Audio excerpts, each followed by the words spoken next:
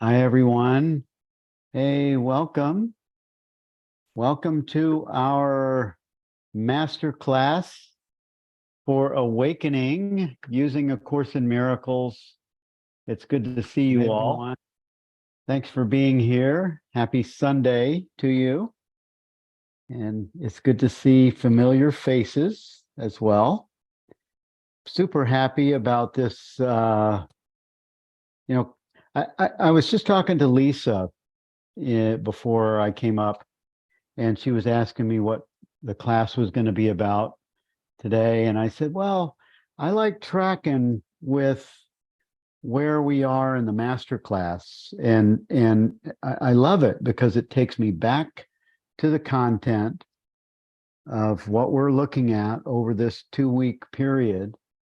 And it takes me deeper into the content that's offered, and I see it differently each time, as we all do. We see the content speaks to us in a different way as we become familiar with who it's speaking to, what is it saying, and actually even you'll notice as you get more clarity in your own awakening experience, you'll start to see mistakes, things that are off in A Course in Miracles.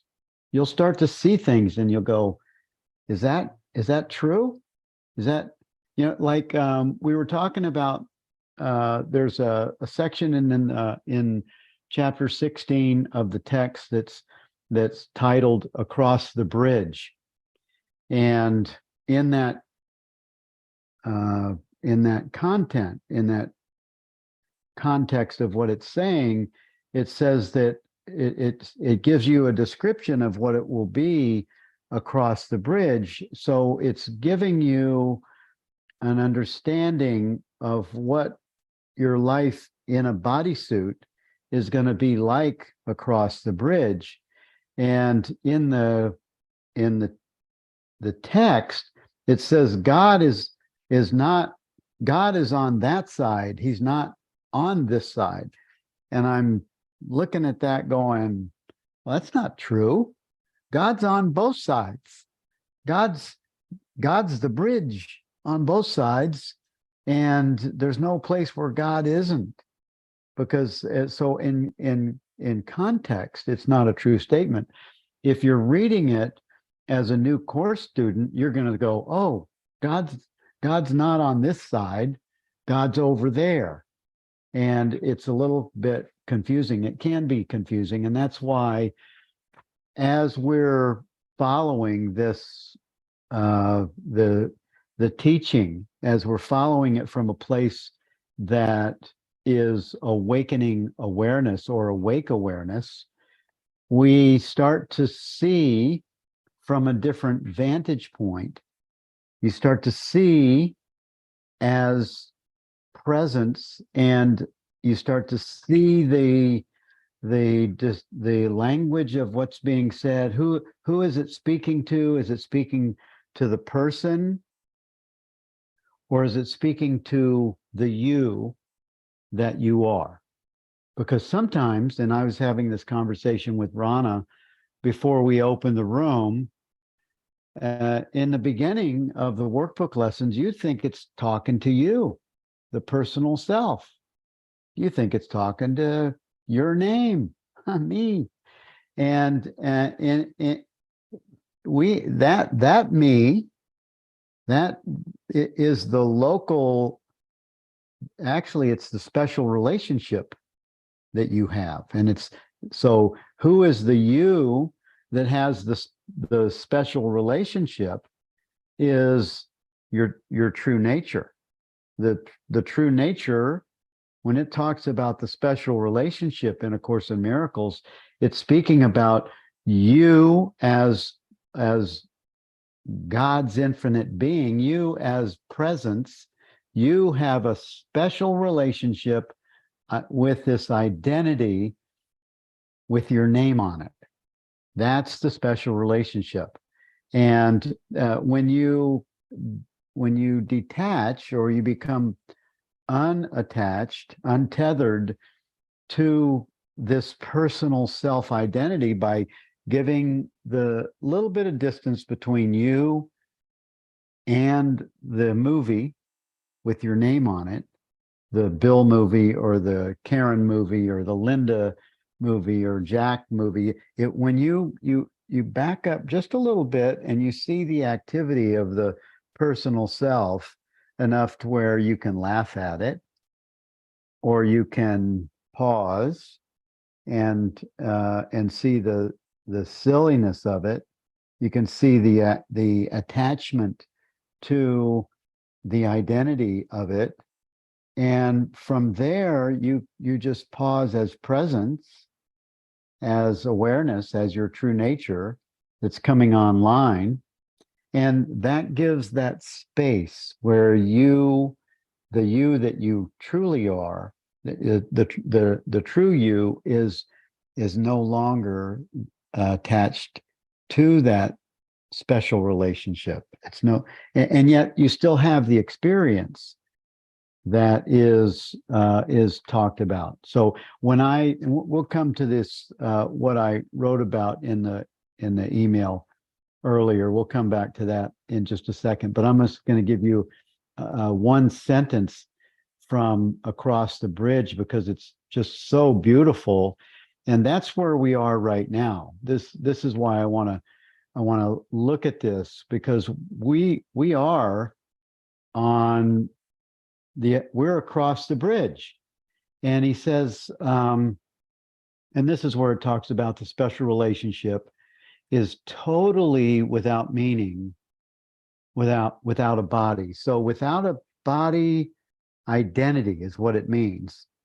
Without identifying as the body, as the personal self, then the special relationship loses its meaning unless it's connected to identifying as the person. So we're moving from, and we have moved from identifying as a person to the presence, to our I am presence. And it says in the purple book, I'm on page 541.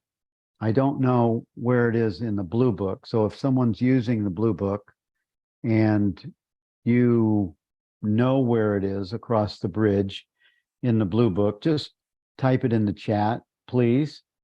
And someone that only has the blue book will be able to follow as I read this one paragraph. Or no, it looks like two paragraphs I'm going to read, 6 and 7 from Across the Bridge, section 6 in chapter 16. And it says, across the bridge, so this is awakening awareness, or awake awareness is across the bridge. It is so different. For a time, the body is still seen, and that's this experience right now, but not exclusively, as it is seen here on the sleeping experience is on the here side of the bridge, not exclusively as it is seen here.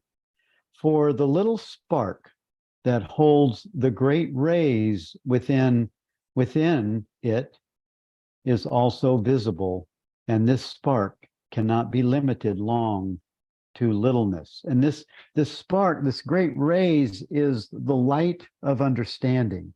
So don't look for rays of light to pierce through your physical experience, or for light to be coming out of someone's eyes.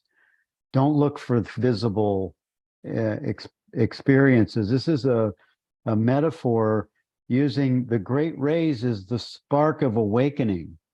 It's just a symbol for the little spark that holds the great rays, and I would say the great rays of awakening within it is also visible. So it's a visible knowing. It's a visible understanding. You know the self as the self, and that's the awakening experience. It's not a physical, phenomenal rays of light.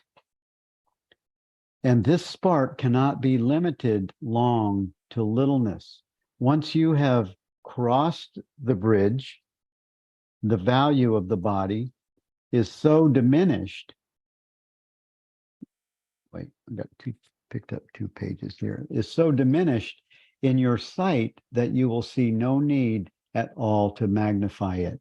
So we lose our interest in giving a lot of special attention and value to the person. We still honor it, and we learn through the teaching of non-dual and Kashmir Shaivism, and going back and integrating the body-mind experience in the awakened experience. We go back and we welcome it, because at that point we know the self, and we're not leaving anything separate from that experience.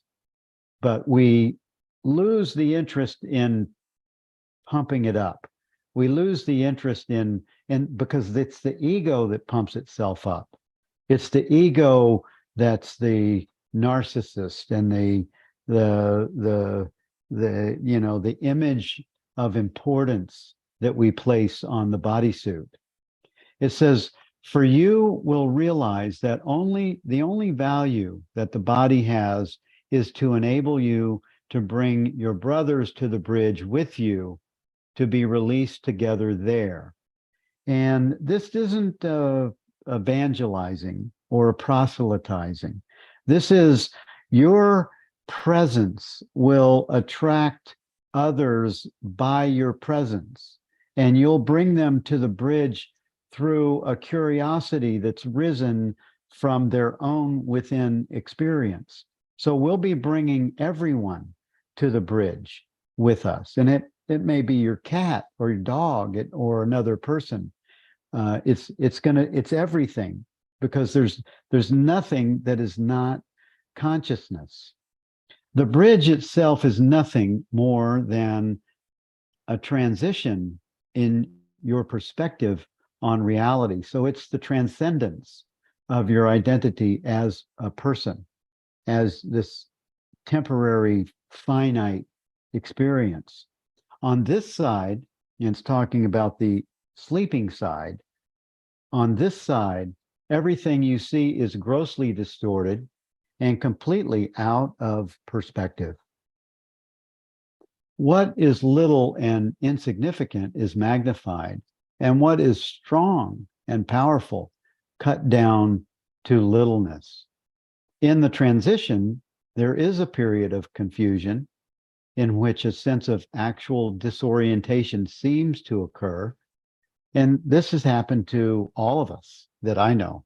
We have this confusion, disillusionment, and especially when we go back and forth to awakening experiences, the peace that passes understanding, and then we fall back to having our attention on the body-mind experiences.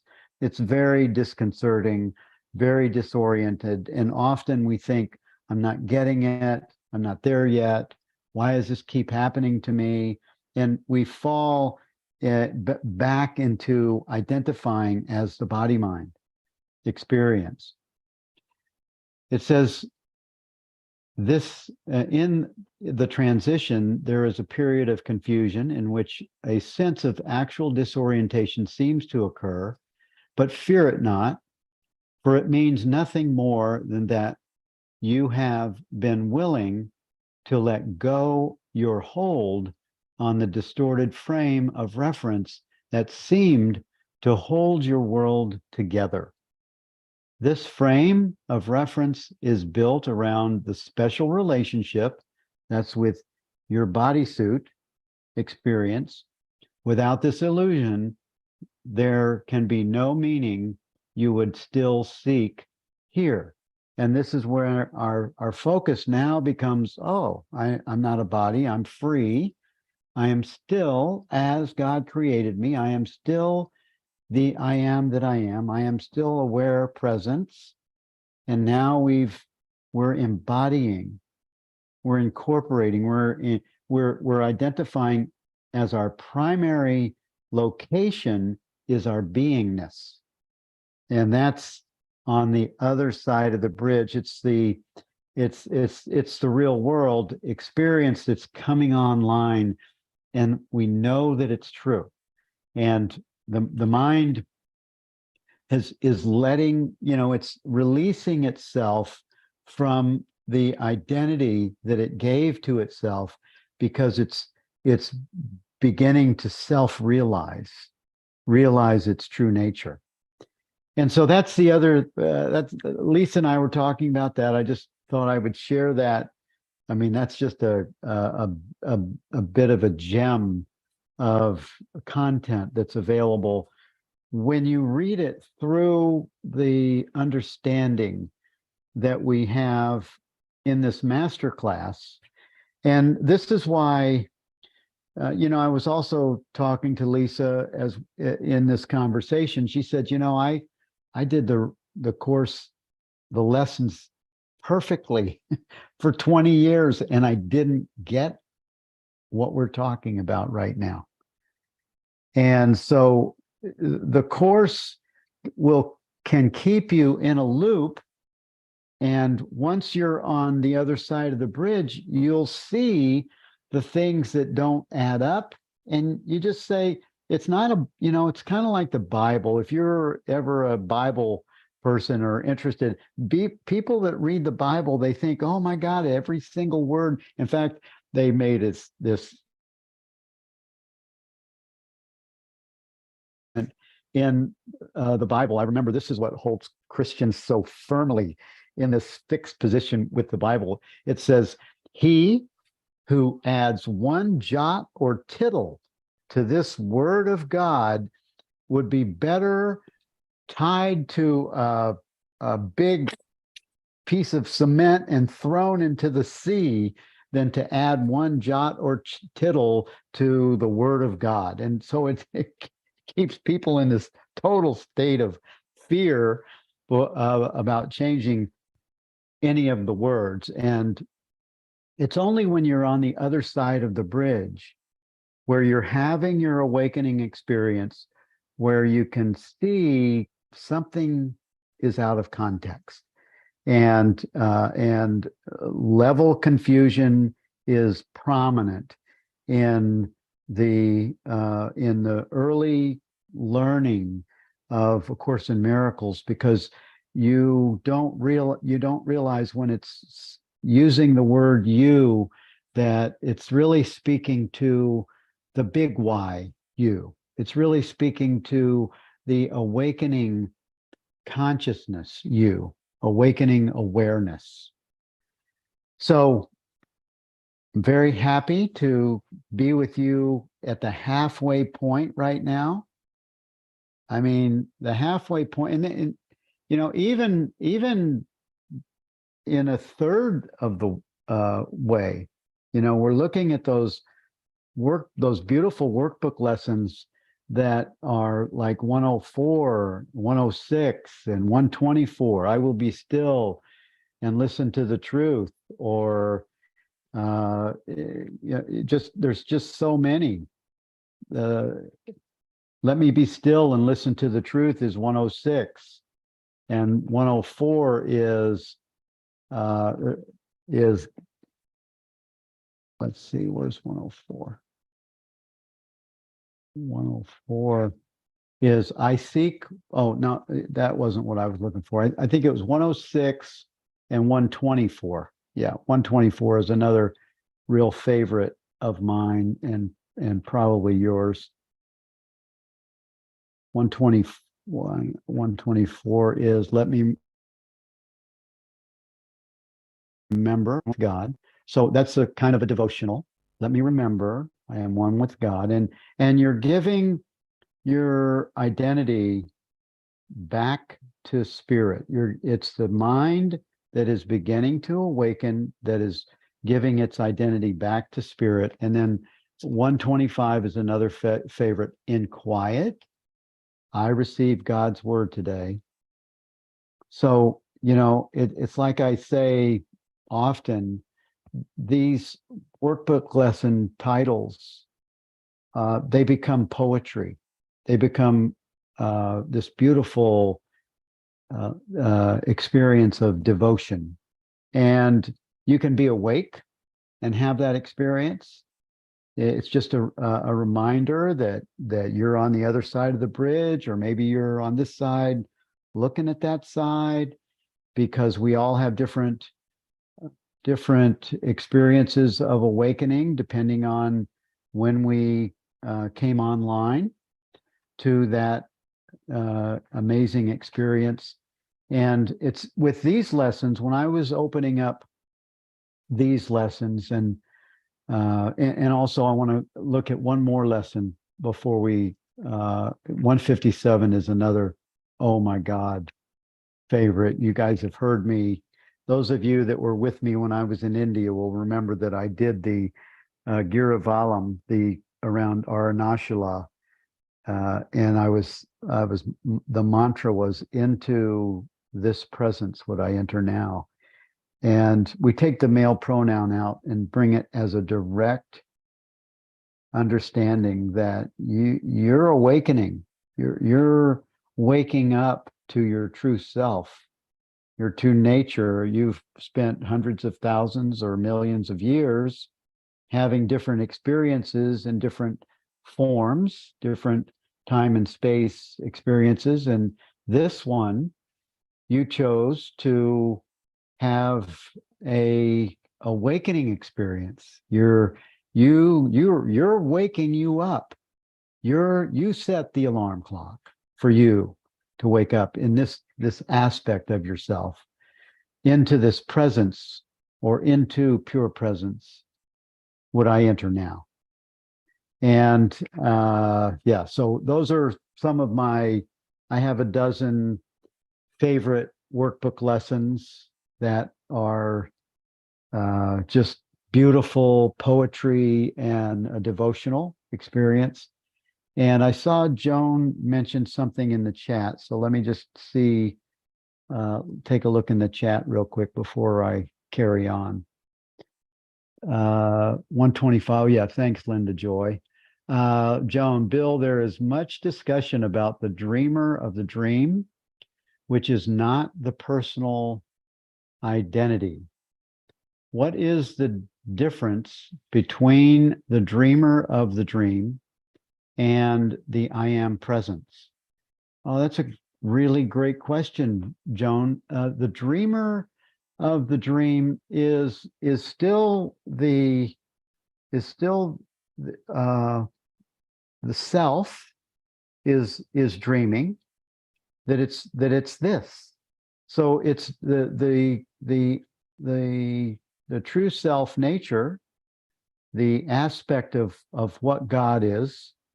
There's not a dreamer unless there's a dream. So it's the seeming separate self that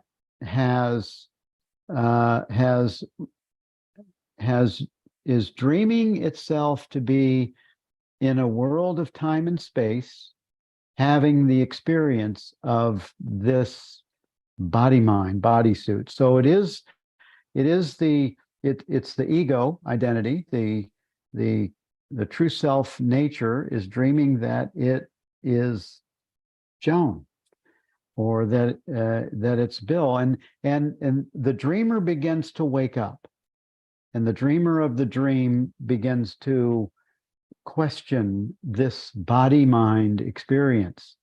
And many of us have said at young ages, even before our teenage years, we look around and because body minds are pretty smart, consciousness is pretty smart.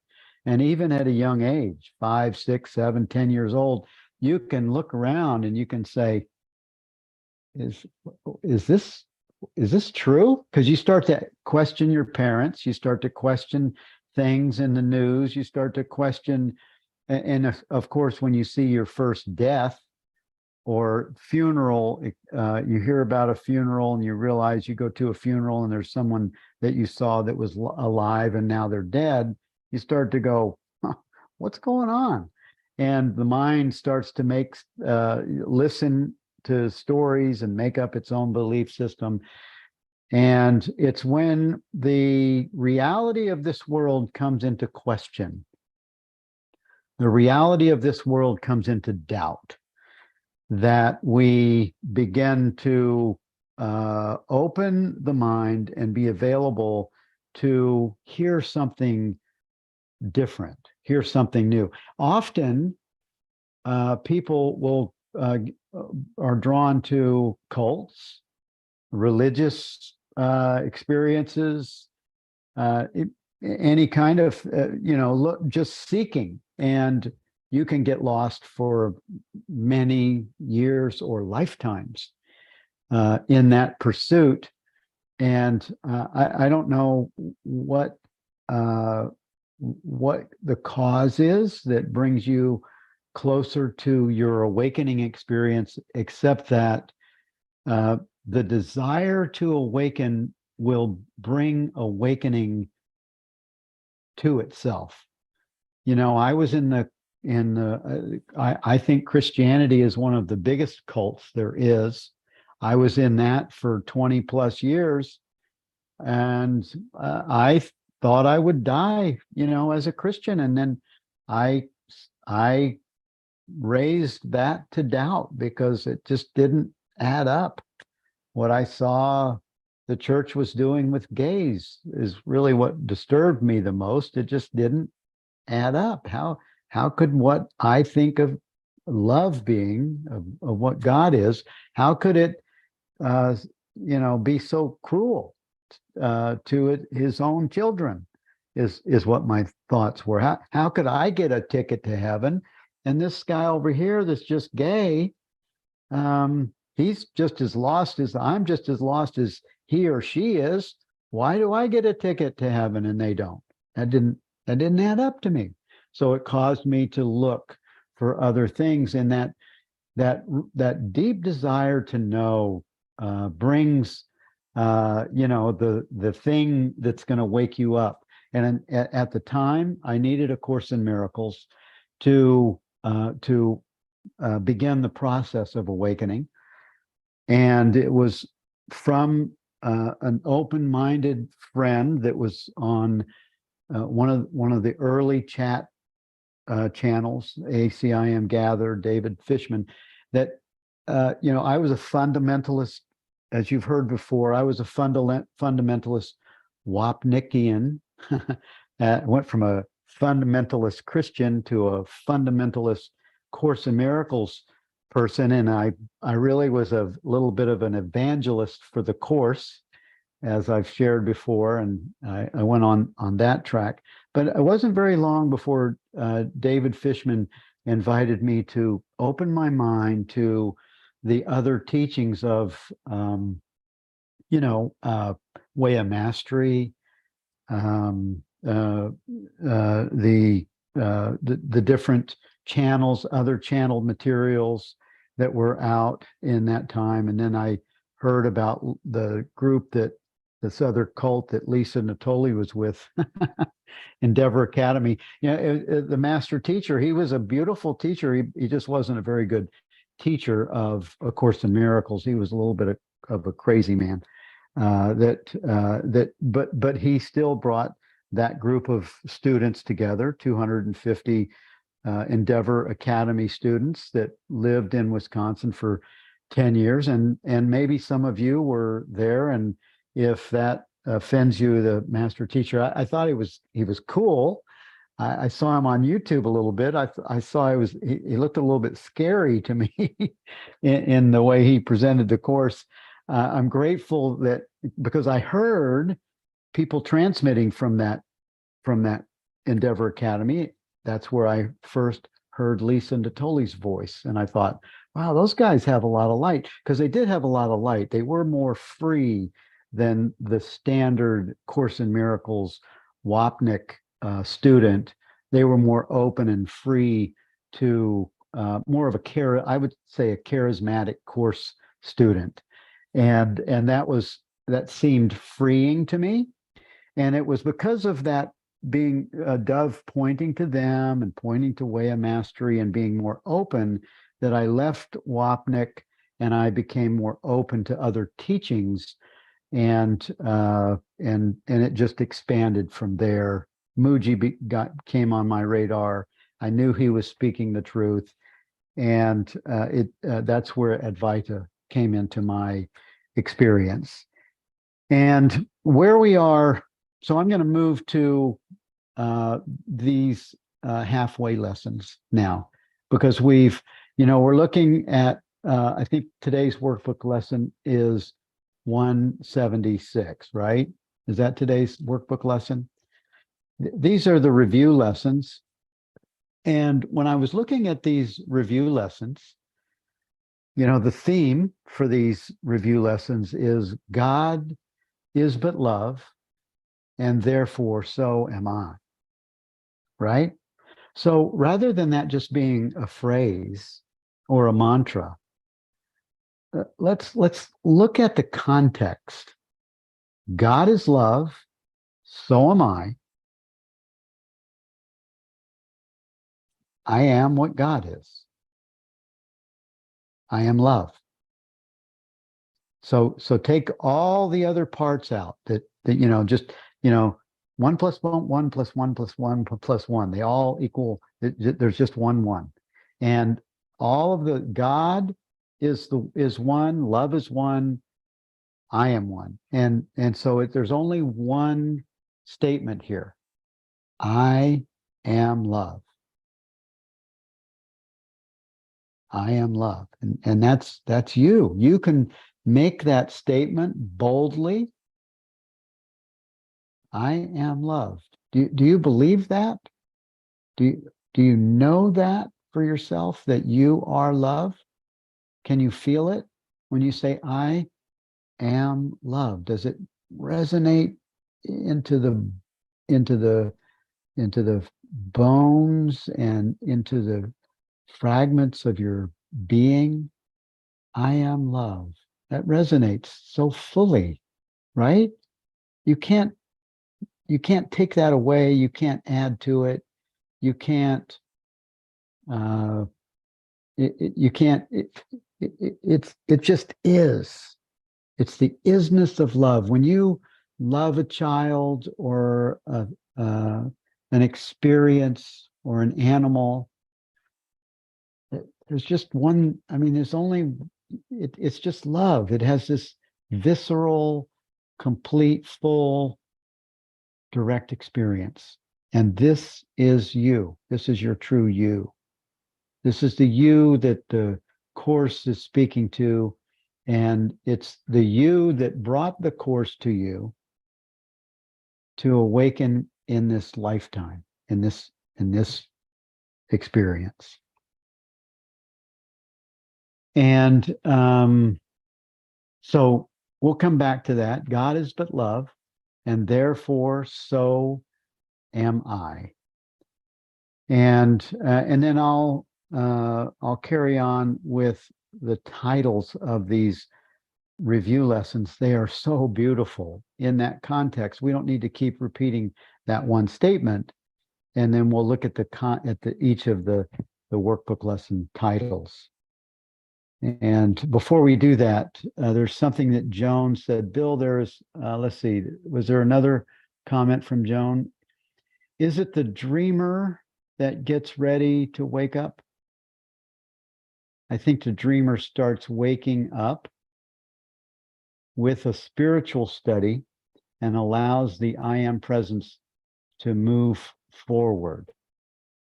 So, Joan, would you like to come on and speak, or you just want me to talk? Hi, Joan. Hey. Hi, how are you? Good. I actually did not want to come on because I don't know. I have nothing else to say, actually. I just wrote everything that was on my mind. Oh, good. And I'm having a problem maybe that now that I'm on. God is but love, and therefore so am I. You said that, it's so beautiful and we could feel it. The only time I could feel it is if I'm thinking of a baby. It's the only time I feel true love in me. Otherwise, it's just words. It's just a bunch of words that I'm not connecting with. Joan, that's so beautiful that you say it that way, and and I think you're right. It is just words until you join the words with the experience that you're saying, that you feel that love with a little baby, because that's you, that you're feeling, that's the true you. So that's your reference point for the visceral experience that love is. And so for now, just set the words aside, because they are just words, and they're as the Course says, they're twice removed from reality. So in a lot of ways, words get in the way of the direct experience of our being. And it sounds like you have a reference for that true love. And I think most people have that experience from the innocence that sort of bubbles out of a baby. It's that innocence of our being before it's layered on with egoic identity, and it is that beautiful. And so you have found a reference to that, and so whenever you even see the word love, just stay with that and all the descriptive words that don't reach that resonance. Just set it aside, because you're finding it in that symbol that's experienced through that transmission. Just stay with that and let it pervade Joan's experience, and then don't worry about the words or the rest of the descriptions that I give or that you read, until they come online on their own, and then all of a sudden you'll go, oh my God, yes, I'm feeling that living presence that I experience when I look at or hold or smell a new baby. I'm experiencing that, and that's you. That's your true you that you're experiencing. Okay, all right. Yeah. Just so don't worry about the rest of it. I agree that I have that same experience from mostly, I mean, an infant, a new baby that you hold. Oh my God, there's nothing like it. Yeah. In illusion is the closest thing that we could experience love with love in this illusion. Well, it comes in to realize that everything is that. So it does have a coming online experience. Don't try to find it, because it will try to get away from you if you try to find it. But just know that the love that we're speaking about, God is but love, therefore so am I. So do you realize that you are that same love that you experience from a child? Or when I'm looking at a baby, I know, yes. But when I'm away from a baby, I disconnect. Right. Well, it's probably, Joan, because you're looking through the filter as the person. you're looking as Joan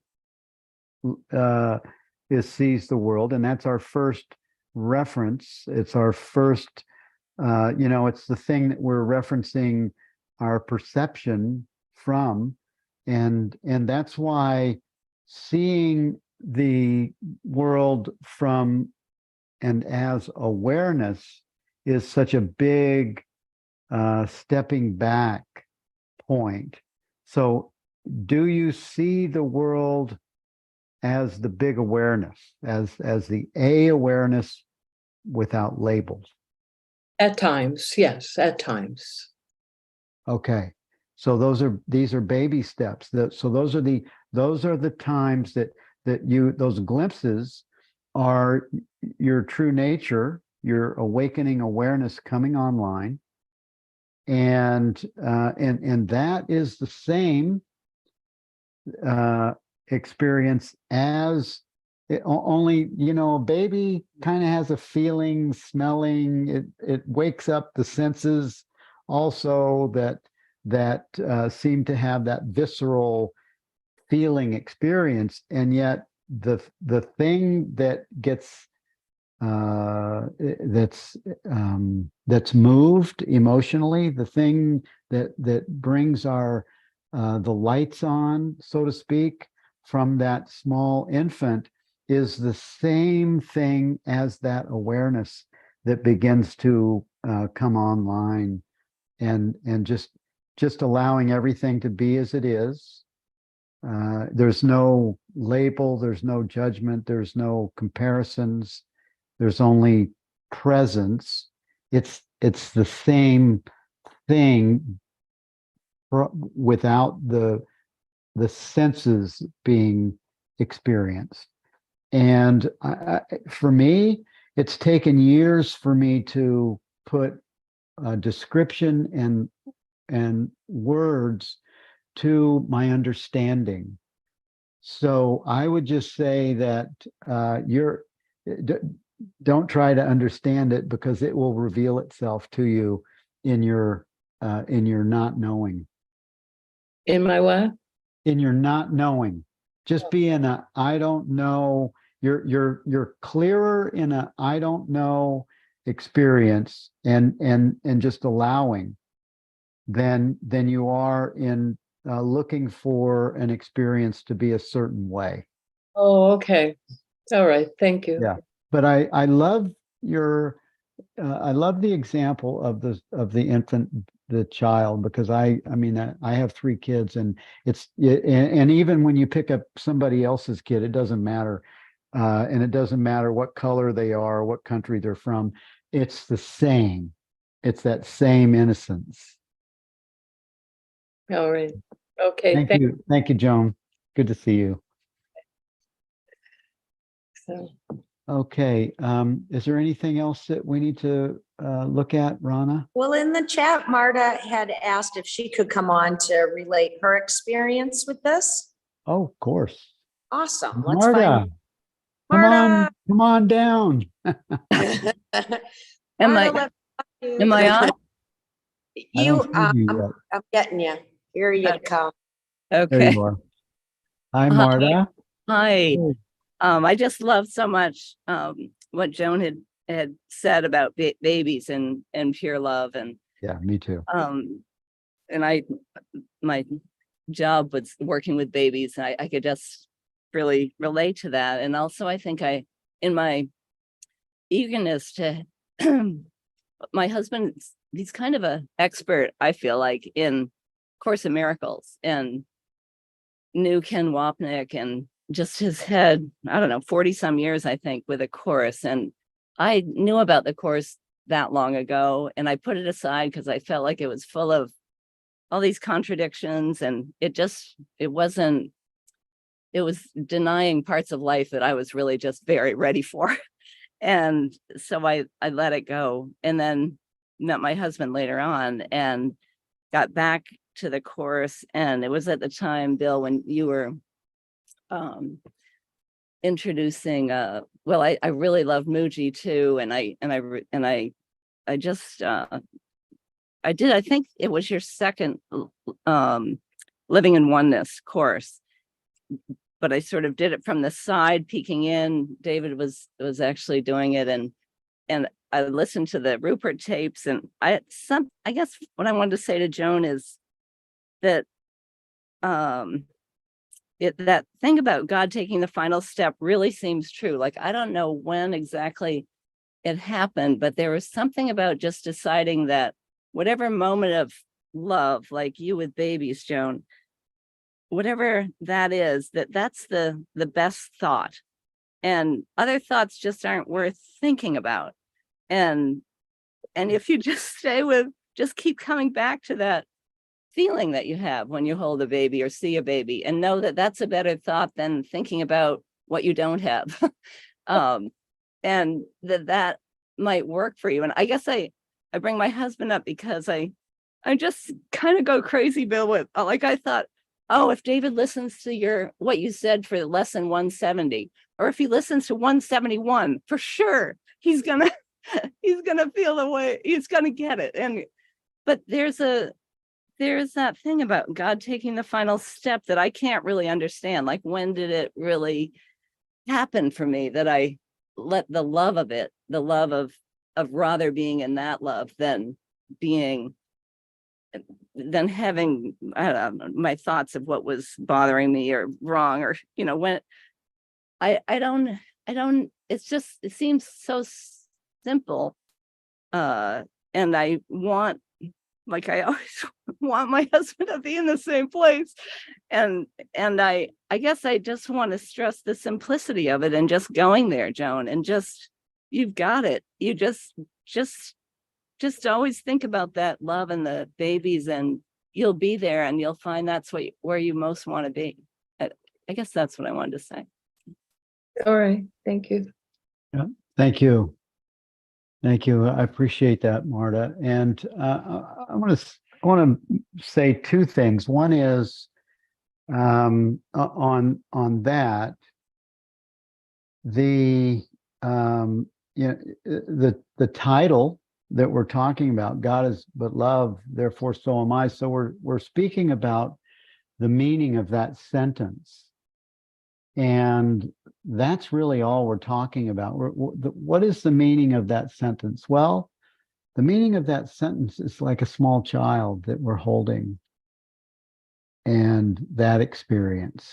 So you can bring that visual and that memory as a reminder for what that statement is saying is one thing. And I know that's what you were expressing to Joan as well. And then for your husband, Marta, I had that little bit of that same kind of frustration with Lisa for 6 or 7 years, and she'd say, "Get that awareness stuff away, get that non-dual stuff away," and then all of a sudden the lights came on. And it's because I didn't press it. I said, no problem. So I quit pressing it. I didn't make her wrong for being where she was. And the Course, you can be super happy in the Course, in the loop of the happy dreamer. You can be a super happy right there for this whole lifetime, and that's not a problem. It's not a problem if you don't have a full understanding in this lifetime, because everyone, this is something that Ken, when I used to go to Ken, I had a friend that was a student of Ken's for about 20 years. He was, when I found the Course, he was in his mid 80s when I met him, and we went out to see Ken a couple of times for a week at a time. And one of the things that he said that Ken said to him in the early days was wherever someone is perfect. Everyone is doing the very best that they can where they are with their understanding. And our only function as a miracle worker is to, of course, I mean, if you're following the text of the Course, is to heal, comfort, and to bless. But our real function in this world as miracle workers, as awakening awareness, is just to live in this place of presence, practicing presence, be a living demonstration for yourself that when you see the bodysuit have judgment, just be aware of that without judgment. When you see the bodysuit have comparisons, just be aware of that and let it be exactly as it is. So you make your anchor, you make your resting place the awareness of love's presence. You make your resting place this non-judgment, non-comparative, non-labeling presence. We all can do that. We all can just pause with this soft gaze of presence that's sort of a whatever happens, I don't mind experience, and living in the pause. Thinking of Mary Lenahan, she coined that phrase, Mary Lenahan, with the pause. She lives. She and her husband John live in near Chicago, but just pausing as presence is another way of what Eckhart Tolle teaches as practicing presence. Just pausing as presence is being the self, being your I am that I am. And that's everything. That's where all the power is. That's where your defenselessness is. That's where your safety lies. That's your sahaja, your true nature, all of that. So yeah, thank you for that. And Dago has her hand up. Hi, Dago. Good to see you. Hi. Hey. I love being here. Me too. It was so amazing just to hear what you were saying, because my ex-husband, he's in prison, and I've been trying to show him this because of what's happened to me. And he actually started it. And he was trying, and then I bought him the book, A Course in Miracles. And so he was like, okay, I want to do whatever you're doing because you're loving it. I want what you have. And then he was trying to figure it out in his mind, because he was like, I don't know what she has, but that's what I want. And then he couldn't figure it out, and he just said, forget it. And I got the direction from the beginning just to let him do whatever he's doing. And that's the direction that I got for a while. So I'm like, okay, I'm getting out of the way.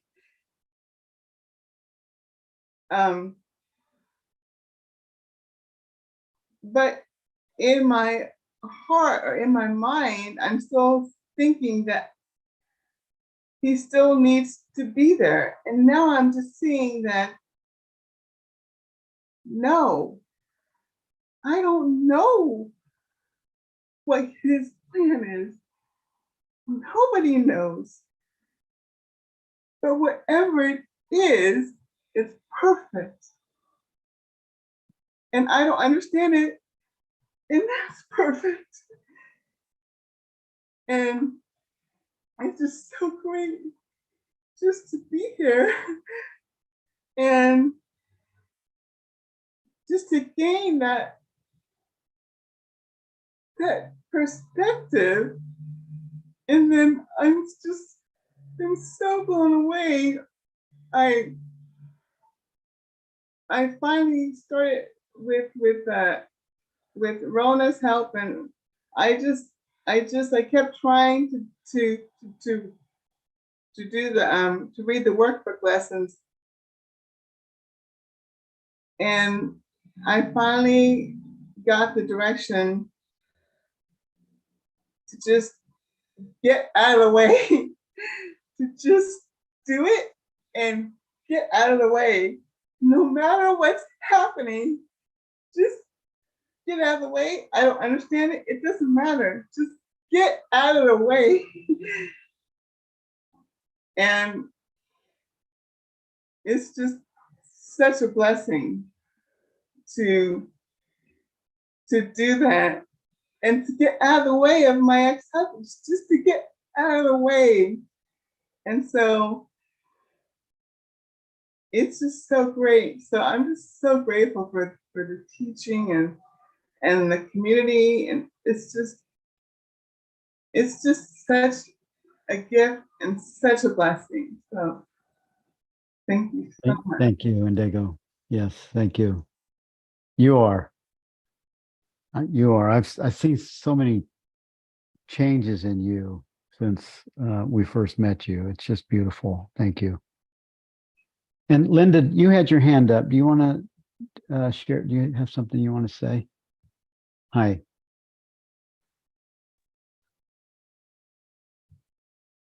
Go ahead. Okay, there we go. Yeah, thank you. I'll just quick. I saw the time running out, so I put my hand down again. But I'll just say that when you asked about, if you could feel that love, and for me, it's like the love and the light, and I really can. And that is so different than from where I started with a course. And I can, it's a huge gift. It's a huge gift to be out of that dark place. I'm taking Lisa's course again, or whatever it's called, class course.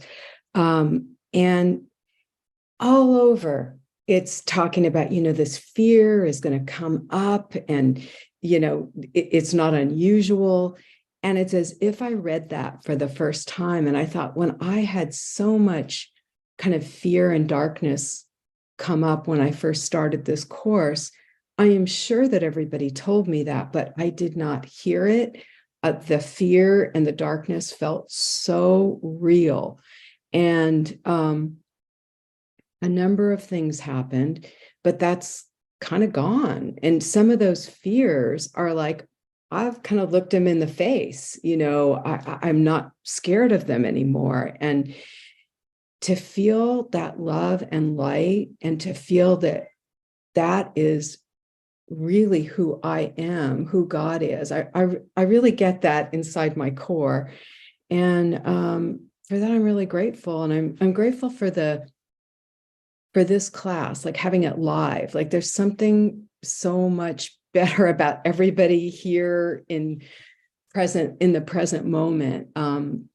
Sometimes when I listen to the recordings, I zone out a little bit, and here I just hear things so much better and feel them. And I'm just grateful. So I wanted to share that. I think I haven't shared for a little bit. Thank you. Thank you, Linda. Yeah, there is something to this live experience. I was just again, I have these all-day conversations with Lisa, and she was asking me if we were going to end these classes at the end of 23, if it was going to last for beyond 23. And I said, I don't know, probably. I love it. I really love going to the content of the course and seeing what it wants to show me or us, and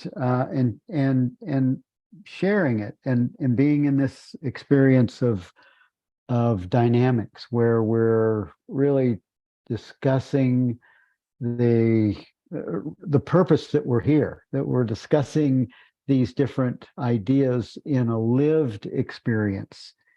And in fact, that's, our next part 2 film for Awakening Mind. And I think Awakening Mind is it's probably over 470,000 views by now. Last time I looked, it was 460 something.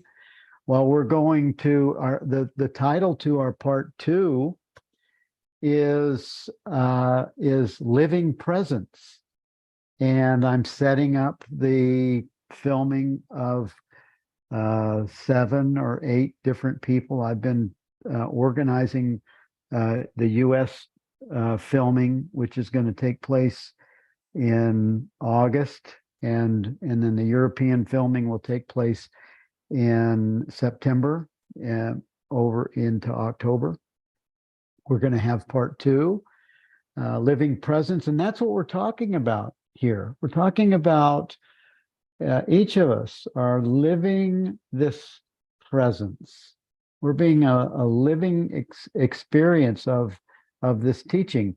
And I would imagine in 100 years or several hundred years, these bodysuits are long gone. I would imagine this kind of teaching is going to be way more prevalent, because as science gets closer to understanding that consciousness is fundamental to reality, well, I just feel that reality will be more obvious to our world.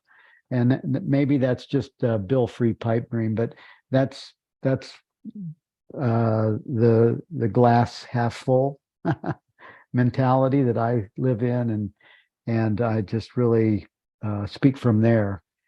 And in this, so as we look at these review lessons, let's sort of finish up. We have about 13 minutes before we're finished together.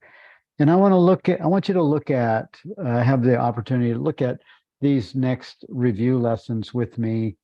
It won't take very long. I'm just going to put them in the context of that God is love, therefore so am I. So looking at these review lessons from the place of presence. So just and this is the miracle. The miracle is that each one of us has the ability to shift from person to presence just simply by moving our attention to awareness, the awareness of experience. And it's so simple that we miss it. If I ask you if you're aware right now,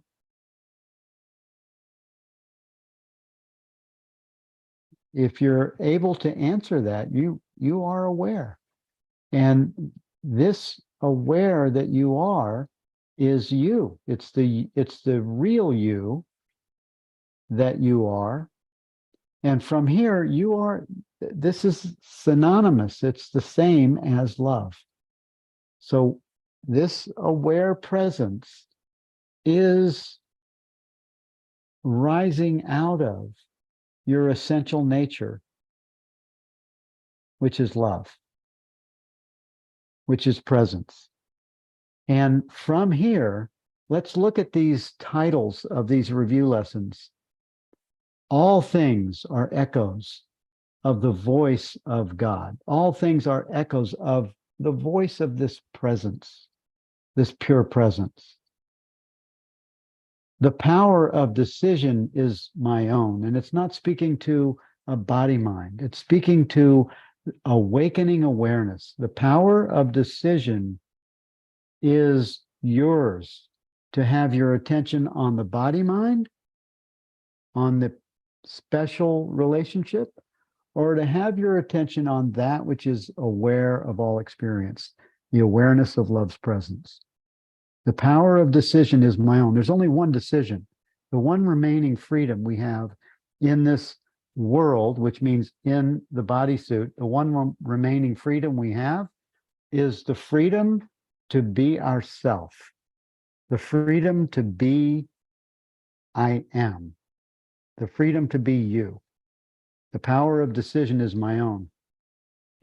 And looking at this from this place of awareness, from as love, God is but love, therefore so am I.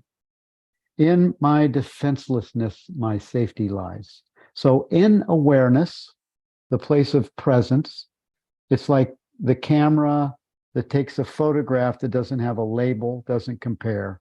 It just sees everything. In my defenselessness, my safety lies. When I see everything like a photograph that sees and judges not. And then I am among the ministers of God. And all this means is we're the shared experience of what God is. We are the shared experience. We are the shared demonstration of what God is. It's using Christian terms, but that's what it's saying. We are the shared experience of God's living presence. And then I will step back and let him lead the way. The body-mind self, the thing that I thought I was, will step back and let this aware presence lead the way. Because God is but love, and therefore so am I. I walk with God in perfect holiness. In fact, I am God as perfect holiness. God is expressing itself as me in perfect holiness. And it's not later, it's right now, and you can just rest as awareness, and the experience is yours. God is but love, and therefore so am I. We take on the full mantle of what God is. Into his presence would I enter now. Into this presence. It's not mystical, although it can be. It can be devotional. It's a statement of truth. Into this presence.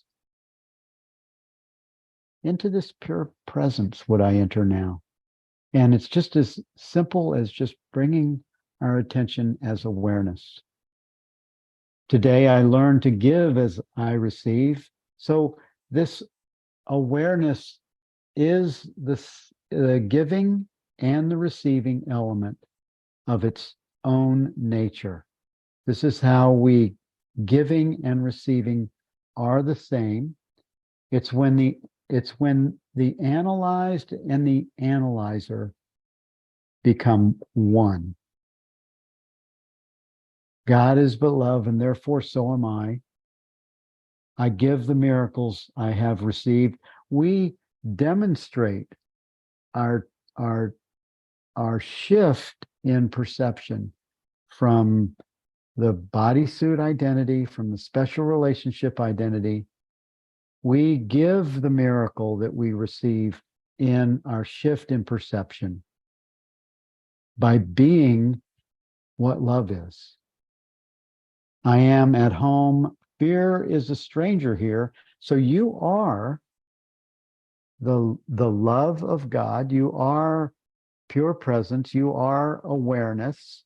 You are still at home. You haven't left where you've always been.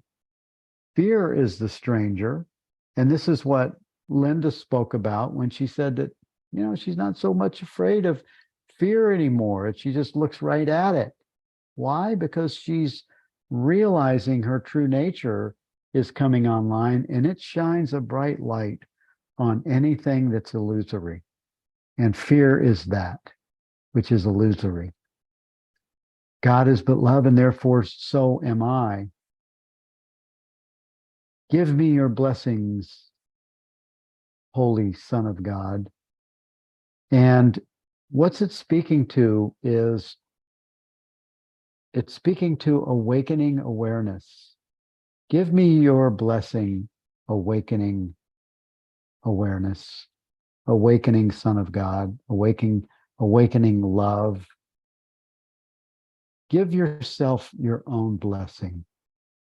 You are the love of God. You are love's presence, which is coming online to know itself.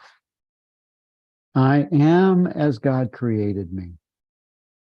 You are what God is. You are an idea in the mind of God, even prior to God having a name. You are that which is God. Even prior to creation, you are. I am. God is but love, and therefore so am I, is your true nature. There is no death. The Son of God is free. Awakening awareness is free. You, aware presence, you are free. We only need to claim what we are, and it's arrogance otherwise. It's arrogance not to. God is but love, and therefore so am I. Now are we one with him who is our source. And it's not a him. Now are we one with this pure presence, our true self. Now are we one with love, the love of God, the love of the experience of that innocence of a baby. We are that. We are that innocent baby that's awakening to its true nature. We are the innocence that's awakening. It's just getting its focus and beginning to see and hear like a newborn baby does and is. We are that. That's why we're so attracted to that experience, because we are this newborn baby that's awakening to love's presence as itself. God is but love, and therefore so am I. Let not my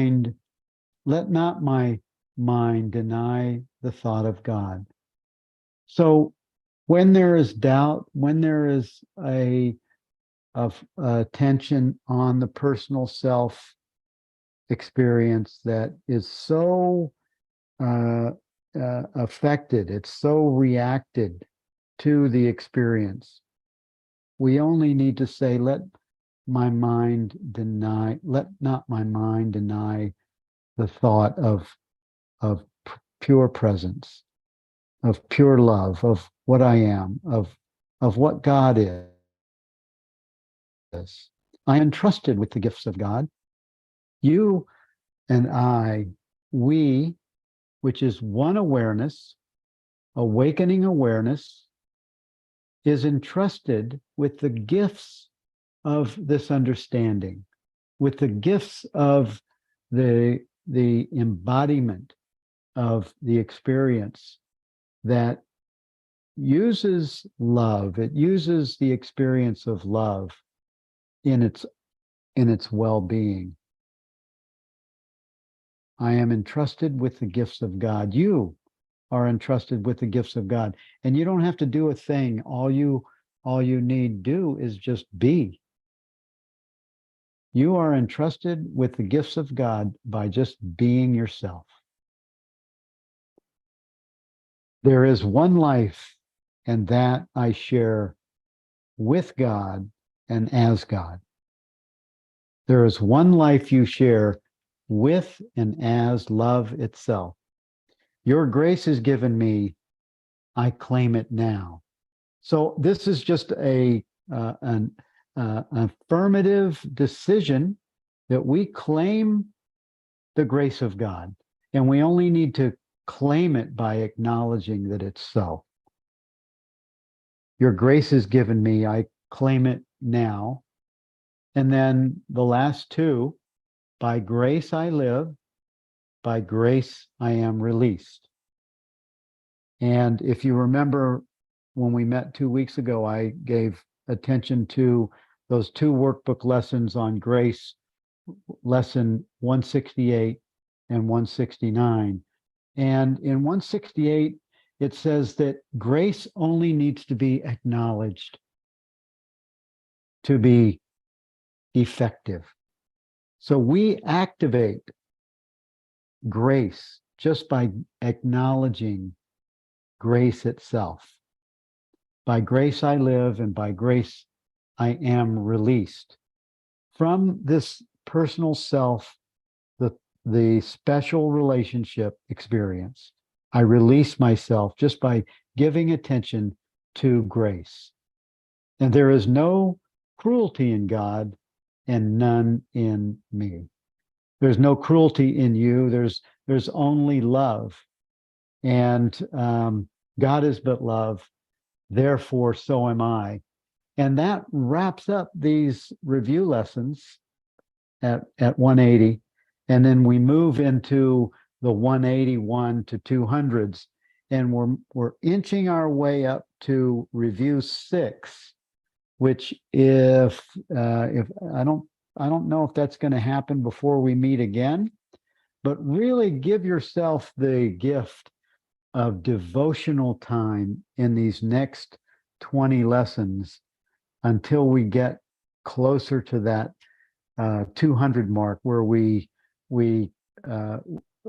the course says in that introduction, review 6, that the time for words is about over now.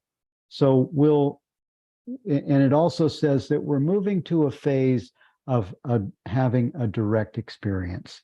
And that's what we have been doing all along in these workbook lessons. We've been ingesting a different way of seeing these workbook lessons so that we're living in a direct experience of receiving what these workbook lessons and A Course in Miracles and this masterclass offers us.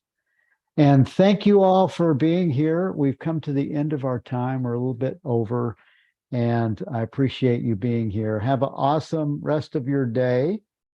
And I'll be speaking to you by email, and I'll see you back here in 2 weeks. Or unless you're in one of the book studies or one of our other classes. I love you all. Bye, everyone.